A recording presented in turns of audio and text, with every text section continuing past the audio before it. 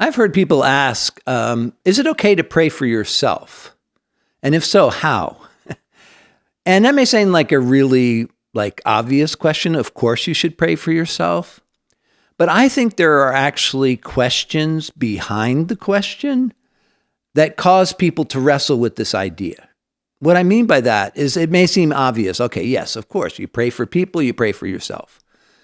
But I think that there is, one of the things, at least that I see in the Christian community, is that people suspect that if you're going to pray for yourself, that's selfish.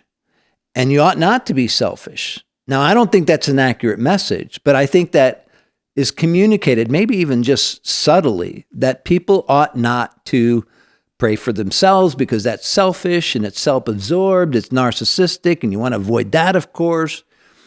And I just want to, stomp that out right from the get-go. That's foolishness. That's just a lie of the enemy. Because here's what's true. And I heard a mentor say it this way. The best gift that you give to yourself, to the world, and to your family is a healthy and whole you. Like you give a gift of yourself to the world, and that gift is best presented when you're healthy and whole. And so if we concede that prayer is a powerful tool and that the best gift we give to the world is a healthy, whole us, why would we not want to pray for ourselves? And so I would suggest right off the bat, yes, that's something we ought to do, something we should not be ashamed to do. We are right in praying for ourselves. But I think there's also another reason why people hesitate in praying for themselves. It's not just that they are concerned that they might be selfish or narcissistic in that idea. It's also that maybe many of us, and I think we probably all had this experience, many of us are concerned about praying for ourselves because we have had situations in life where we prayed and it didn't turn out like we thought it would. And I think this is especially true when we're dealing with prayers for healing, for example. Many of us, if not all of us, have had experiences where we've prayed for something, we prayed for someone, maybe even prayed for ourselves, and then what we hoped would happen didn't. In fact, some of us can even look at situations and say, I actually prayed for this to take place, and instead of it getting better, it got worse. In fact, the very thing I asked for was not just not given, but things turned completely 180 degrees in the opposite direction. And dealing with the disappointment of unanswered prayer can be as hard as the physical challenge itself. And so people just say, I'd rather not pray so I don't have to deal with the disappointment. I'll just kind of hope that maybe something better happens.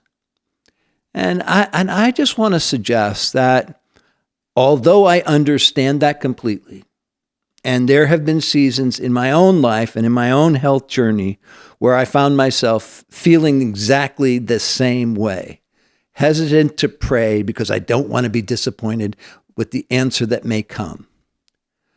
I also have come to see that those things that serve as questions behind the questions actually can become the launching point for authentic prayer.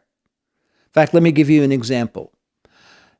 If I'm concerned about being selfish and I'm concerned about being narcissistic in my prayer, I can actually make that part of the prayer to say to the Lord, Lord, you know my tendency towards selfishness and self-absorption, self-aggrandizement.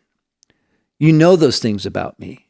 And I don't want that to be why I'm praying about this. I want to pray because I believe it makes a difference. And I want to pray in accordance with your will and your purpose. And just adding that little caveat helps me to deal with the hesitation.